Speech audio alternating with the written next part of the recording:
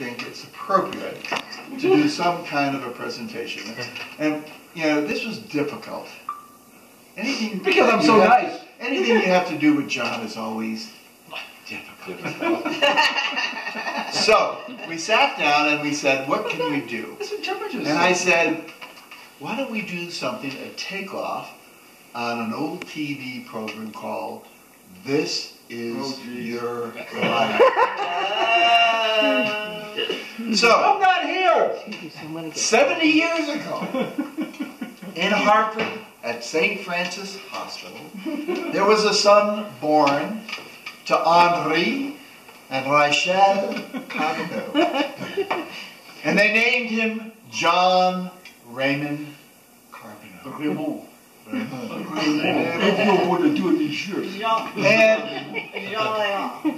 And those first maybe 5 years were very difficult. John was never still. Constant motion. That old physics axiom of once in motion, always in motion. That's true. It's never stopped. That never stops. And that's still today. That's Newton's second law, by the way. Thank you. Thank you.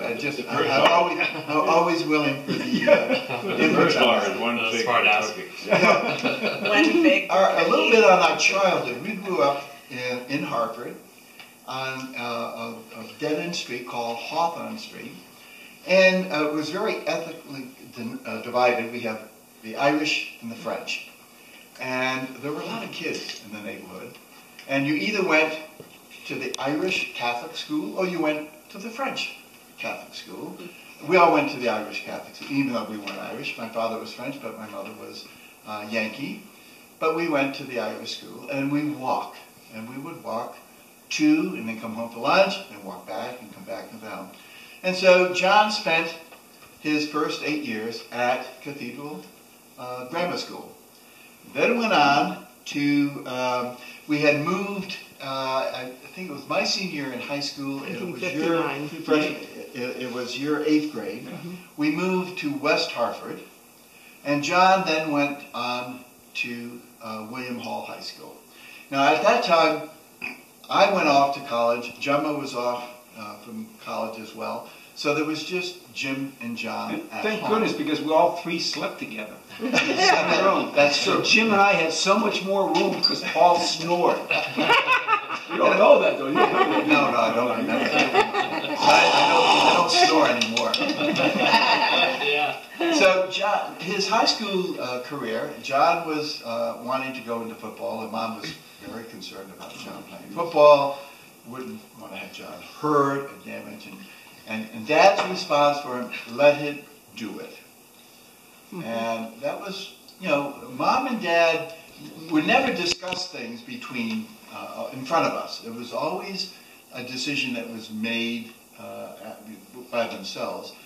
And if you knew Mom the way we all knew Mom, her decisions probably rule more than my father's. But my father was very, very adamant about this particular decision. And he said no to her, which was probably very, not very often. But he said no, and John did go out for football. And of course he was not going to go out for some little low peon position. We had to be out in front. Quarterback. And Mom and Dad would go to the games and see John. And I don't remember how the whole team went. Was it a winning season, losing season? Or we had 3 winning seasons while there, but you don't know the real story. Okay. The real story was I had never played football. At Cathedral, we played kickball. Yes. So I went out to Hall, and they had a football team. And I said to the coach, I want to play. What position do you need? He said, we need centers. I said, fine, I'll play center. So I'm in with all the linemen, and we're doing wind sprints. And the linemen all lined up to do wind sprints, and I go, whoop, I'm down the other end. And all the other guys, wait, and then they finally get there. We do wind sprints, but whoop, I'm back the other way. And the coach comes over and says, you're playing in the backfield. You're not playing center. Plus, you only weigh 140 pounds. So I played halfback my first year and then quarterback the last 2 years.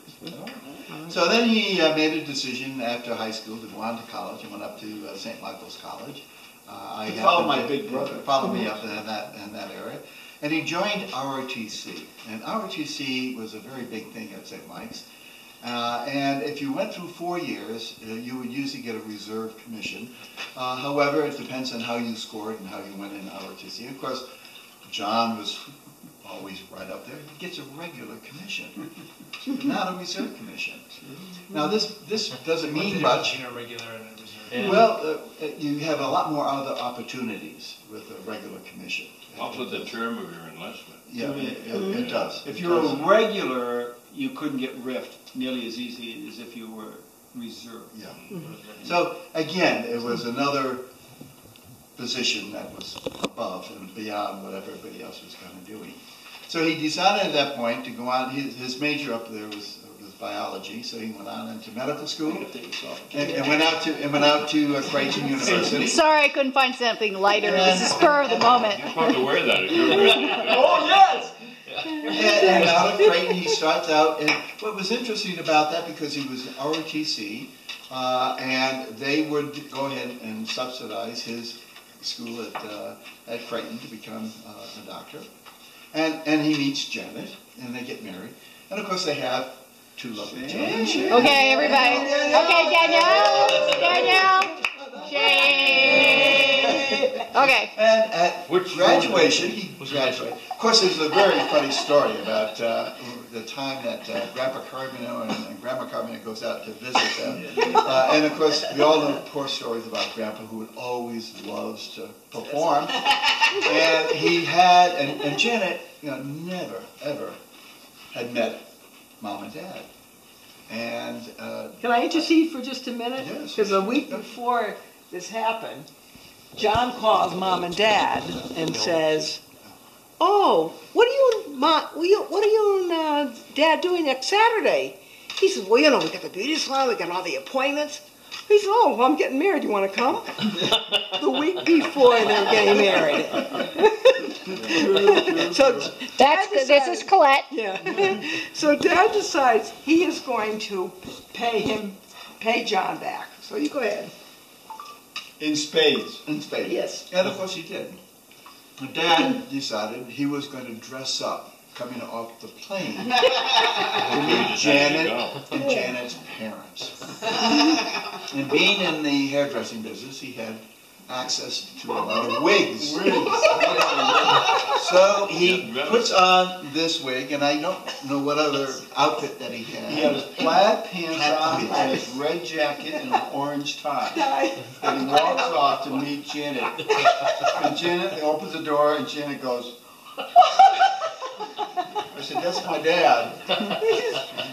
And he goes like this, takes the wig, and he goes, "Nice to meet you, Janet." He takes the wig off. And she knew she was in big trouble. She knew at that point. We all know this was just the beginning. Just the beginning.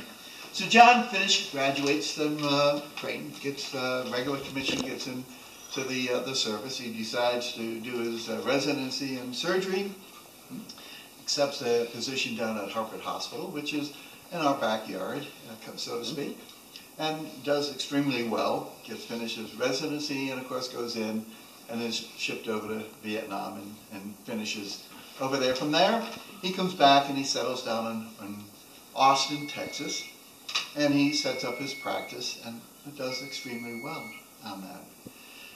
And as he goes along, John is always, constant motion. That's a theme throughout this whole thing. That's the timer. Yeah, well, I just thought I'd check it.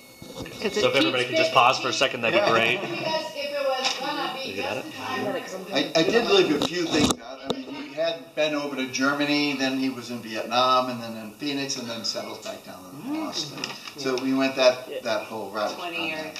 That goes through the whole thing. And now the kids still live in Austin. Yeah. And they're still down there in Austin. And so then John, being this constant motion, you finally have to decide where is this all going to end? Okay? until John finally meets his match. And he struggled to keep up with his match.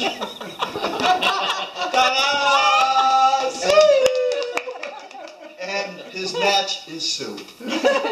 And from that point on, now who would have expected anybody to say, let's bike from California to Florida State? I mean, really?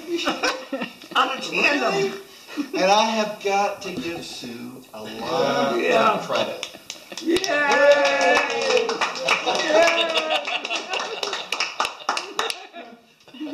So John, we all have, your brothers and your sisters, we have a little presentation to give to you here.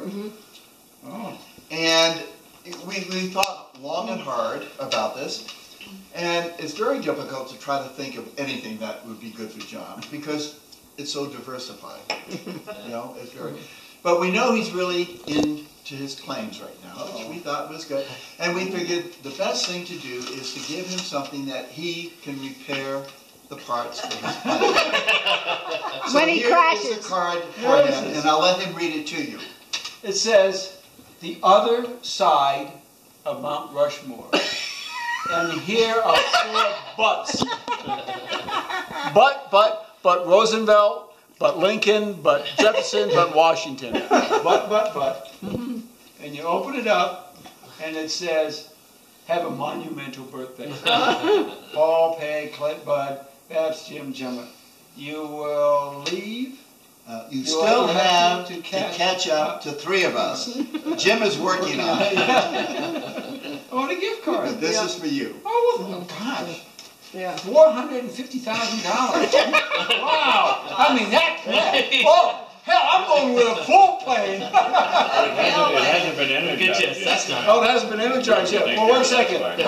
I'll energize him. What about your Okay. emails from Gemma? Wait a minute. What I'm about sorry. the email goes back I to had, Jim? I had emailed Gemma and Jim, and I said, could you please relate some stories that you thought were important? Even worse. Because Jim and John were always very close because they were the ones that were left. Oh, yeah. And guess who had the most stories? This is all This incorrect. is Jim's response.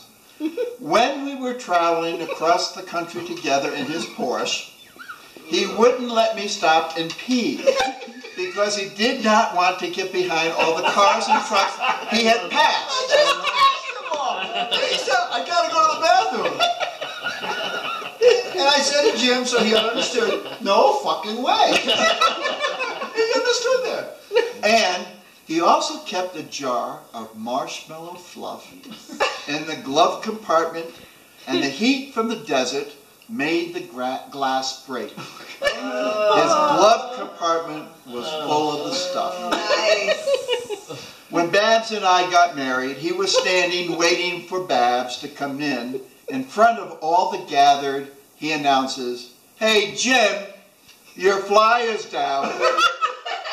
Of course, I looked down and grabbed my crotch to zip it up, and guess what? It was zipped. Ha, ha, ha.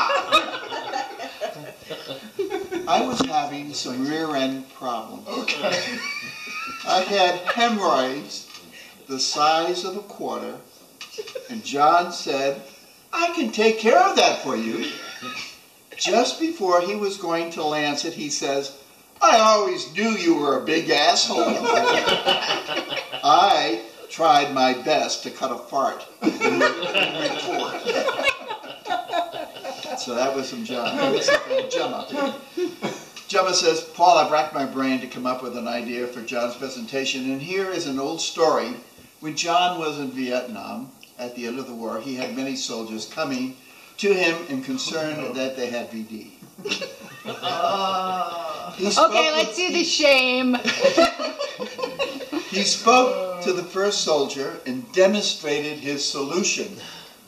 He took a piece of wire, heated it over a flame, and explained that he would insert it into his penis. You have to get a culture. When the soldier left, he told the others John's treatment. his waiting room was empty. That's a true story. Anyway, so yes, thank you, Cliff, for reminding me. So John, Oh my goodness. Good job. this is your life, John, and many, many more. Great presentation. Good job, guys. Now, where is Ben? No, mine's less lusterful. Okay, John, a few words so we can wrap up the presentation here. Just quickly, Vietnam marshmallows. Do you remember this, Colette?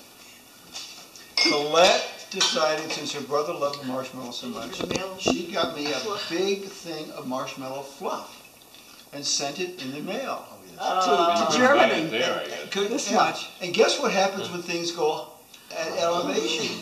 They kind of split. And I get a call from the mail room that I have to come pick up a package. But I have to peel off all the letters that were stuck to it. Because it exploded and everything got so I had to peel each one away to get it for that. That was so funny. But the bottom line is we have a wonderful family, and I'm just blessed to have them and to have this wonderful wife and children and in-laws and Well deserved. everybody else. Well deserved, yeah. Thank you very much. Happy 70th birthday.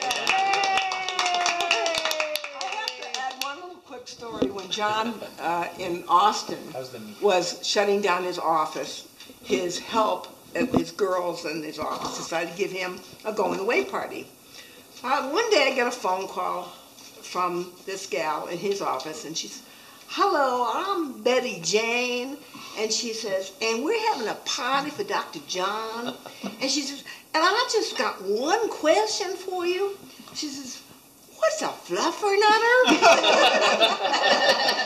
We want to serve all these things for John. What's a fluffernutter? And one other story that I think shows. 15 minutes. Do you want to put it down? 325? I did already. I show one other. 325? Another softer side of John that a lot of people may never have heard. But we were in Litchfield Park at his at the Air Force Hospital, and he took me one day to this hospital. He said, "I want to show you where I go."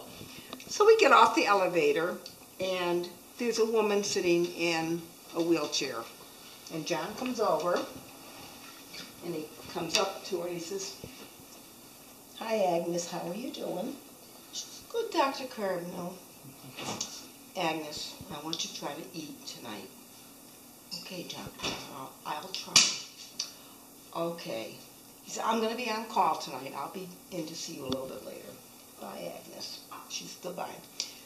John and I get back into the elevator, and the doors closed. And he said, she will be dead next week. And it just showed me the compassion that he has shown so many people. He's always there for everybody. And that's why we love him so much. Well said. Yes. Thank you. It just means so much to me to have you all here. And thanks for scheduling us to come here because, my family's everything to me. Shane, Danielle, Laura, Ben, you guys.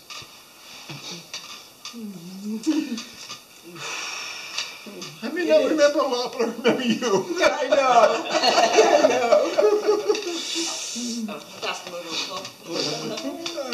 Thanks. Well, Say a toast for Amanda too. oh, Just a happy toast. I love you, Amanda. I love you as well. And we're here for you. Yeah. Oh, we got more coming, I guess. This is good. Okay, hold on. Bud, it's a little wine. Buzz the wine. And I'll make a little wine. Get that there. We'll finish it up. And we're going to say to John, we have 70 years. We put up 70 years with you. And we're looking to put up for another 70. And First generation of Yeah. 30-year-olds. very, very much. And we Yeah. Thank you. Cheers. Cheers. Cheers. Yay. Happy Birthday to you. Happy birthday to you. To me. Happy birthday, dear John. Happy birthday to you. Yeah, you only got 39 years. Yeah. Wow. I have one other quick little story. This is funny. This is a quick one. Save it for the doorway. Can you sit down a little bit so I can get you in the The frame? reason I'm telling this story because it will make us laugh, and we need a little laugh right now. But Dad was in Hartford Hospital, and they had discovered that he had an aneurysm. So John was the surgeon in resident surgeon for the hospital. So he comes down, he's talking to Dad, and talking, just gabbing with him. And he goes over, there's a man on the opposite side. And he goes, "Hi, I'm Dr. John." He says, "That's my dad over there." And he says, "I come down and visit him, so if you're here," he says, "I'm going to come down and say hello to you, and I hope everything goes good for you." So as he's walking away to leave, the wife says to the husband, "Isn't it too bad that doctor is so hard of hearing?" Because he was talking so loud. He's so hard of Well, hearing. they were so old. You know, he was like 60. And I was like pretty freaking ancient. You know, so I said, "How are you doing today?" Now let's do this. We have some things for Ben. Okay, are we wrapping up? We're wrapping up. Okay, do a We final have wrap one. up and I'll turn the video off. What will happen if we get a hold of Jim? Jim will have his own presentation. Oh, I'm sure, yeah. So we'll put this on abeyance until Jim has a few words to say. And now for Ben's turn. Yeah. Okay. 5, 4, 3, 2, 1. Happy birthday, John.